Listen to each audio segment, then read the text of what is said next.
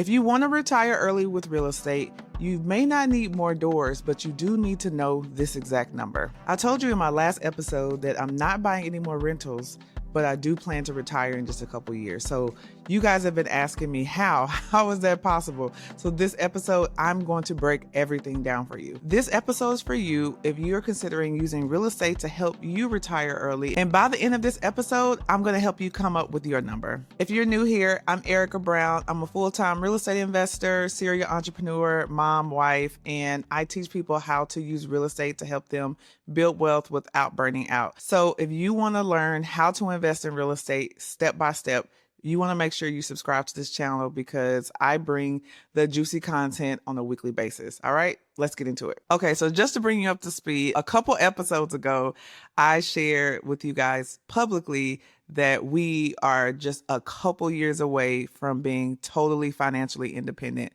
which means that we're able to fully be able to live off of our cash flow from our rental properties and our businesses. Okay. So if you're new here, over the last 10 years, I've acquired about 38 rental properties. I invest between Georgia and Texas. We've also started a number of businesses throughout the years as well. And so we're a family of 5, and I don't know about y'all, but it ain't cheap living in the United States in 2026. Now, if it was just me and my husband or just me, I would have been financially independent a long time ago, okay? But if I want to keep up with the same lifestyle that I have, we got a couple more years to go, okay?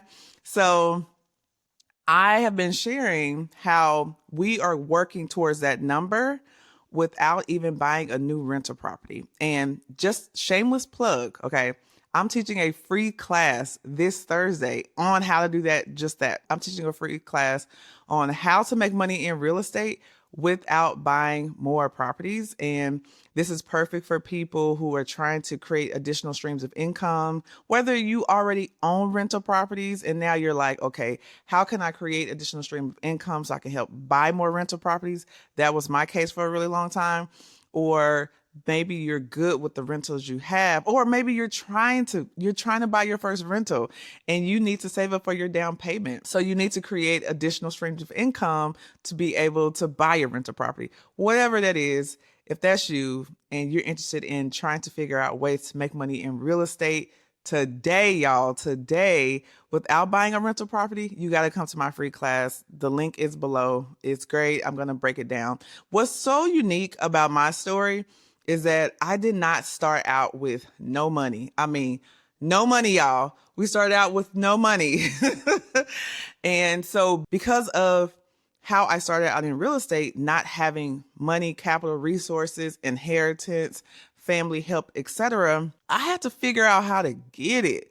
I had to figure out, how do we get this money for these down payments? How do we get this money to invest in these additional businesses? Okay. So your girl had to be scrappy. We had to hustle legally to figure out how to do it. And so I love working with my clients because not only do they get the investor, landlord, flipper version of me, they also get the real estate agent. They also get the property manager. They also get the person who owns the landscaping company. They also get all of these other versions of me that allow me to help them where they are be able to create additional streams of income. So as my husband and I, just in case you guys are just new here or new to me, so I have 3 sons, 3 big old boy sons that are very busy, very athletic, got a lot going on. And so my sons, I have a freshman that's in college.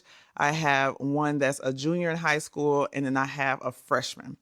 And so we are counting down the days until they are gone. We love them. But we are also very excited to just be empty nesters and just live our lives. So we want to say, when they leave, we want to leave too. Okay. So we have a very, very tight plan to help us do that. So you guys submitted some questions to me and say, okay, how are you going to retire if you ain't buying no more rental properties? And I'm going to tell you, I'm going to give you the tea. So you want to make sure you stay to the end of the episode because I'm going to give you the tea. I'm going to tell you exactly how we're going to get there. And I'm going to help you be able to help yourself come up with a plan too. Okay. Y'all ready? All right, let's go. So the first question was, you said you're not buying more rental properties. So how are you planning on retiring? That's a good question. So one of the things that we have done over the last year is we did what's called a portfolio review. And I do this with my clients a couple times a year. So what that means is we look at our entire rental portfolio. One, we do a really good job. We have a bookkeeper, I have a CFO, and what we do is we ensure that our books are in order. So we know every month how much money is coming in. We know how much money is going out. We know what our expenses are. So we know, categorized by each individual property, who's making money and who's not. I kind of look at my I look at my real estate portfolio like my kids. I'm like, what you doing? Are you doing what you need to be doing, or are you not doing what you need to be doing?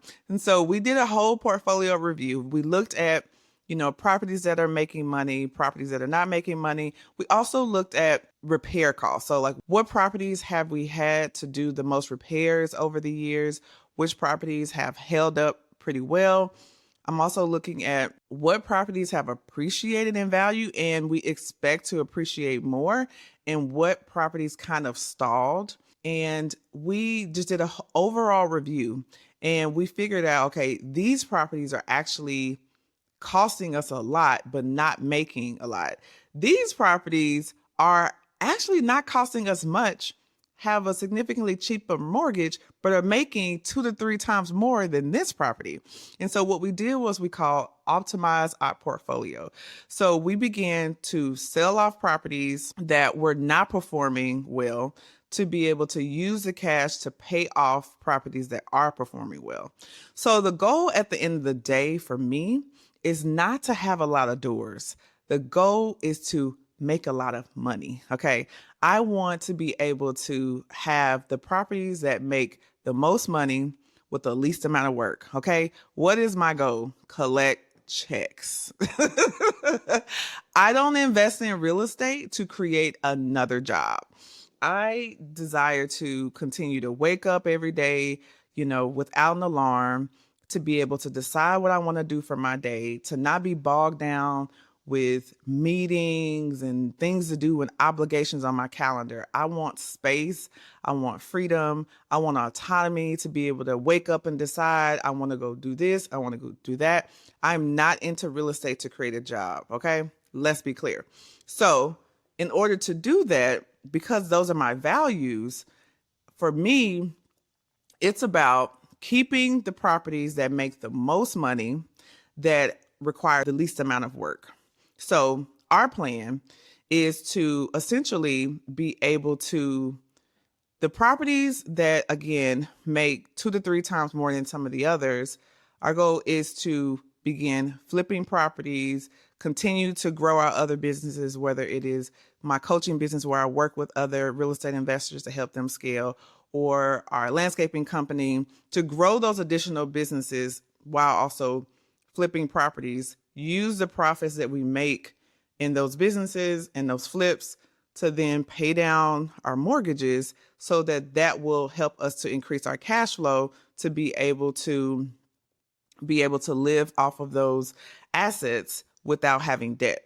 Okay. Because here's the thing about real estate. And it's interesting because I know a lot of real estate investors out there, and I know a lot of people who have a lot of properties, but things come up in real estate. You may, like, say you're totally living off of your income and you're living off your real estate income and you're making $10,000 a month. But if you don't have reserves and you're not keeping up with your repairs and things like that, one repair can wipe out your monthly cash flow for the entire month. And if you don't have the monthly cash flow plus significant amount of reserves, then what happens? You got to get a job. And I've actually had people come and work with me that did not plan accurately. They just hit the number and then quit their job. And then when they had, a few more months of vacancy than they anticipated, when they had a few more repairs than they anticipated, and they went through their reserves, they were no longer able to just live off their cash flow. And so what they have to do, they were either extremely financially stressed and ended up getting a job. And who does not want to do that is me. So we're going to plan not only to be able to continue to increase our cash flow by reducing our debts, but we're going to be increasing our cash position as well, so that we will be able to have more than enough reserves to be able to continue to be financially independent and live off of our real estate. Okay, so that's the goal. So we're going to flip. We're going to grow our other businesses. We're going to use those profits to pay off debt and increase our cash to be able to do that. All right. So number 2, let me answer the next question. Hold on real quick before we jump back into the episode. Let me ask you a question. You did everything they told you to do. You went to school, you got a degree, you bought the property, you read the books, you read the numbers, you showed up for everyone who needed you. But watch this. You did all of that and it still doesn't feel like it's enough. Do you feel like that? I know somebody out here just felt that in their chest. I already know, okay? Now here's what I need you to understand. The reason it feels this heavy is not because you're not working hard enough. You're doing all the work. The reason it feels this heavy is because you're the first one to do this. And I totally get that. I know what that's like. I'm the first person in my family to build something like this too. You look around and there is no one who looks like you that's doing it. There's no blueprint. There's nobody that you could just pick up the phone when you have a question. I get it. I've lived it myself. You don't need more hustle. You never needed more hustle because you know how to hustle, okay? What you need is proximity. You need to be in the room with the people who are already doing it. I'm Erica Brown, and for 3 years, I've built a room like no other, just for Black and brown real estate investors just like you. Everyone under one roof, learning real estate, celebrating family, faith, music, all in the same place. We come together, we learn, we plan, and we have fun while doing it. A whole weekend where you get to show up and just be you, surrounded by people who pour into you instead of taking from you. This November, I'm hosting it for the very last time. November 13th through 15th at the Starling Hotel in Midtown, right in the heart of Atlanta. The final Owning It and Living It experience. There will not be another one, y'all. So if you know you need to be in a room like this, or you thought about coming before and let it pass you by, hear me, okay? Hear me, y'all. This is the year. This is the year you stop making excuses, you show up, and you finally do something for yourself, okay? All you have to do is go to owningitandlivingitexperience.com or tap the link in the show notes and get your ticket before they're all gone. Can't wait to meet you in Atlanta. Now let's get back to the episode. But isn't buying rental properties the thing that works? It feels like you're giving up on the whole strategy. No, the reason why this strategy works is because I bought rental properties. That is how I got there. So what I love about rental properties versus just flipping or just wholesaling or just being a real estate agent is that having assets gives you financial options, okay? I can't think about, there's so many times over the last few years where we had to make a decision, and a big financial decision or even a personal decision in our life. But because we have financial options, it allowed us to make that decision easier. And what I love about real estate, about rentals in particular, when you buy it, it's like, especially if you buy it in an area that is growing in value, it's like having a big savings account that you don't have to personally contribute to every month. As long as you continue to, improve your property over time, your tenants pay down the mortgage, and you just continue to live your life, that property will appreciate over time, especially if you buy in areas that are growing in population, job growth, things like that. And because we've invested heavily in Georgia and Texas, those are two particular areas that have grown significantly in desirability, and people move there, and and the appreciation gets higher. I'll give you an example. We bought our first investment property for $60,000. Okay. So we bought that property for $60,000. We bought it in an area that was growing in value and it was appreciating. And then we put like maybe $20,000 into it. And then when we eventually sold it, we sold it for $425,000. We personally, the wealth that we have been able to accumulate, we wouldn't have been able to accumulate it any other way outside of real estate, because we did not start with any money. Real estate is the only type of investment strategy where it doesn't take money to make money. Okay. If you invest in stocks, the amount that you make generally is contributed by how much you're able to contribute. Your 401k. There's so many other asset classes where it takes money to make money. Real estate, you can literally start with no money, especially if you're able to leverage like down payment assistance and things like that. So I definitely am a proponent of rentals. What I teach with my clients is there are various stages of real estate. You have the acquisition stage, or in growth stage, I also call it, where you're acquiring, you're buying, you're building your pool of assets. You're building your portfolio. When you're in that stage, you need to buy. You need to get to the place where you're just buying, you're stabilizing. And then you get to a place of stabilization. This is where a lot of people miss this phase and they don't get to the next phase that we're in. Stabilization is when you're actually making sure that the properties that you bought, that they actually pencil on paper what you thought they were when you first bought them.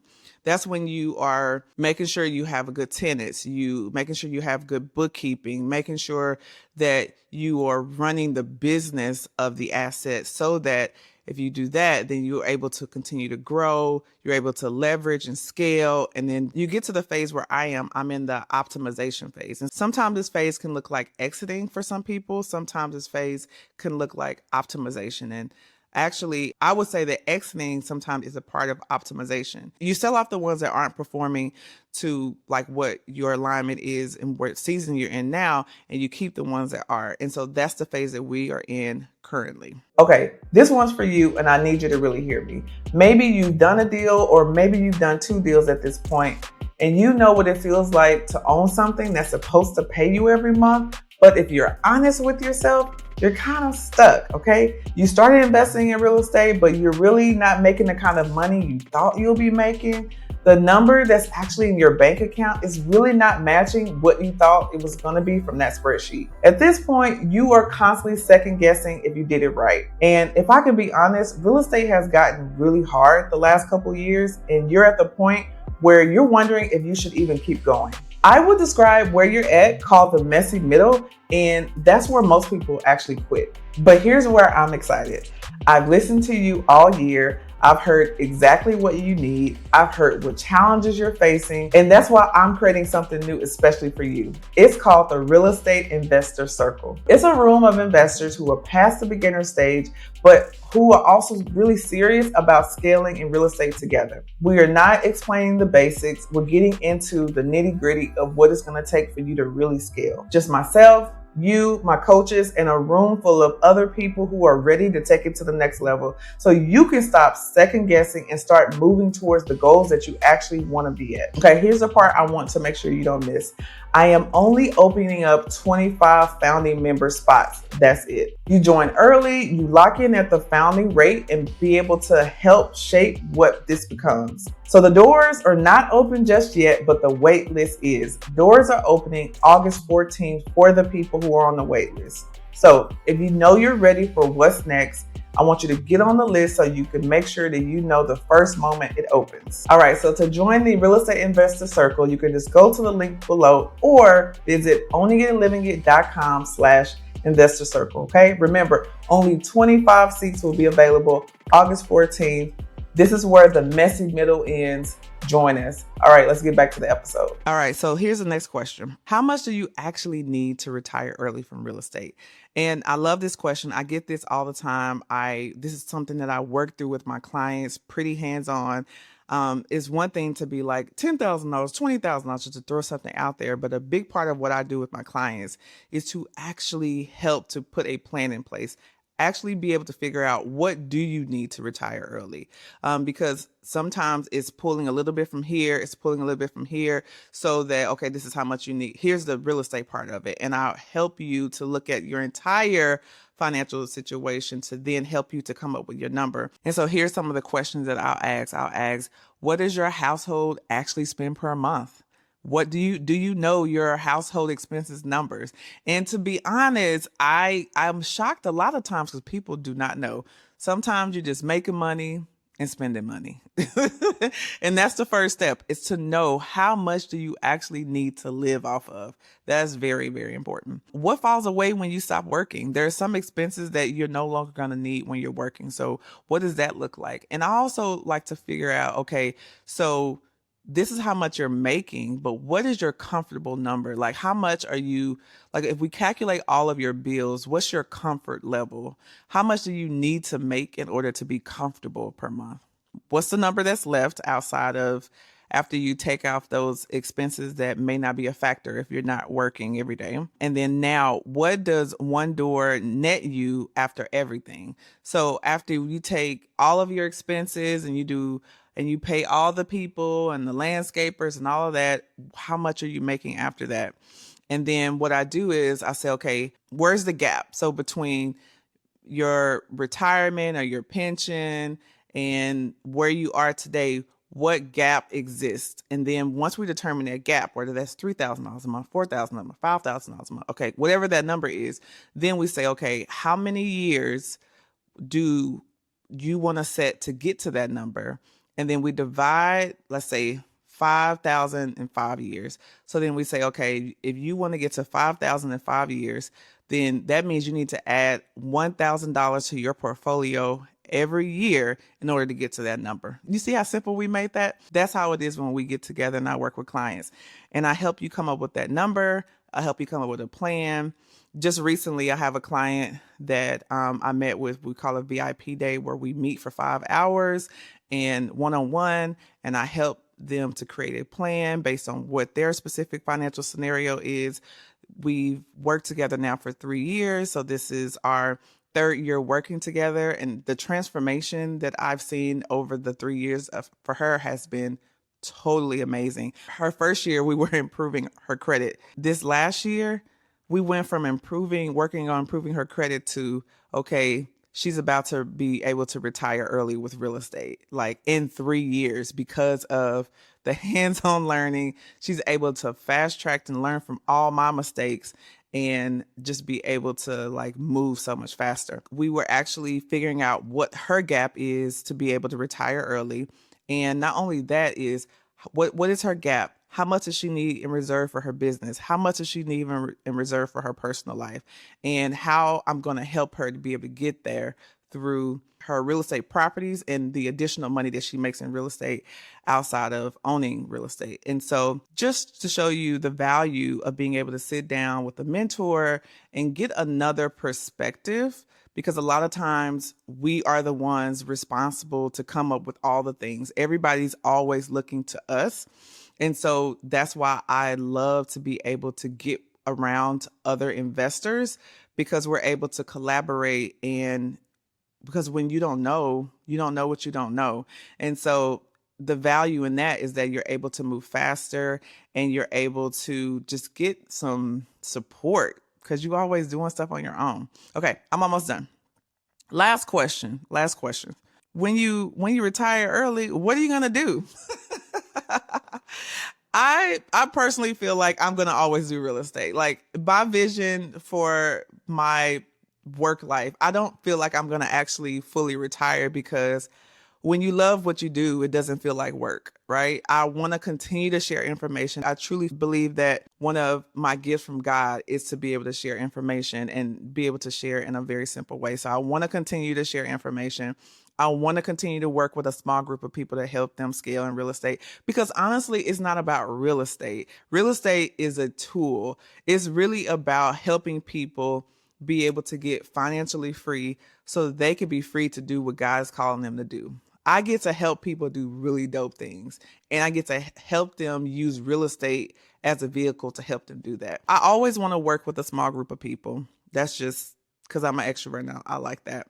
And I always like to share information. So I'm going to continue to do that. It's just going to be at a different level, right? And at the end of the day, I'm just looking forward to traveling and showing up and doing what I want to do. I already kind of do what I want to do, but I'm going to really be doing what I want to do. Okay. So what's your financial freedom number? What are you looking to retire early with real estate? I'm really interested in that. I'm really interested in what your goals are. Tell me in the comments.